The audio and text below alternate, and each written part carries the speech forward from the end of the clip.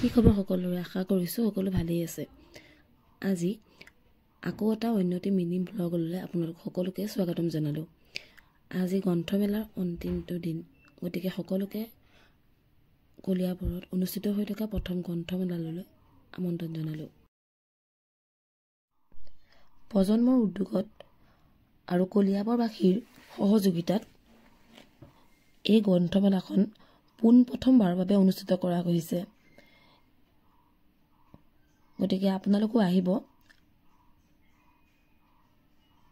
নিজৰ ভাল লগা কিতাপখন ইয়াৰ পৰা লৈ যাব পাৰিবহি। আৰু এয়া আছিলে 14 ফেব্ৰুৱাৰী দিনাৰ কিছু দৃশ্যাংশ। সেইদিনাখন ডক্টৰ পীতাম্বৰ দেৱগোস্বামী এই সভাত উপস্থিত আছিলে। তেওঁ আছিলে মুখ্য অতিথি। আপোনালোকৰ মাজৰ বহুতজনেই তেওঁক চিনি পায়।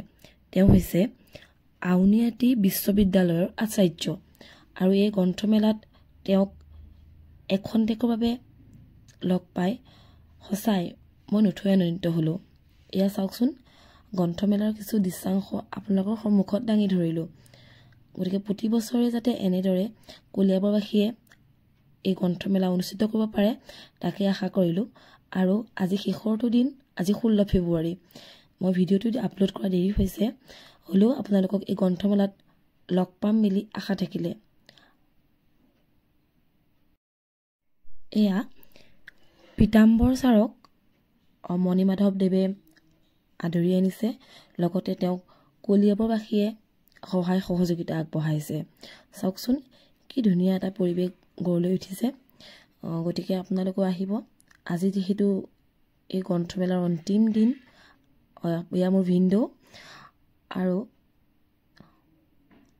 আগলৈও যাতে এনেদৰে আমি কলিয়াবৰত গ্ৰন্থমেলা আহিব পাৰোঁ।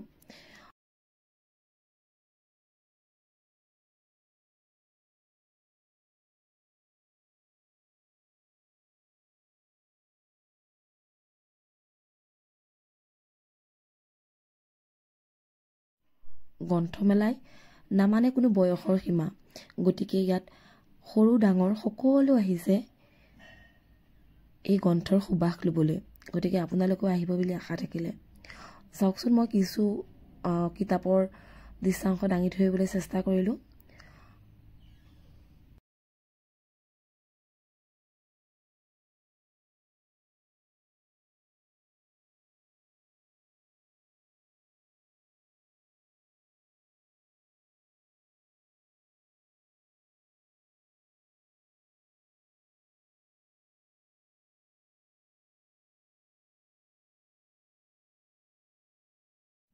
এই গ্ৰন্থমেলাত বহুকেইখন গ্ৰন্থ উন্মোচনীও কৰা হৈছিলে।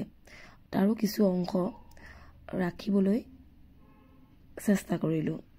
ধন্যবাদ। আকৌ এটা এইদৰে ভিডিঅ'ত লগ পাম বুলি আশা থাকিলে।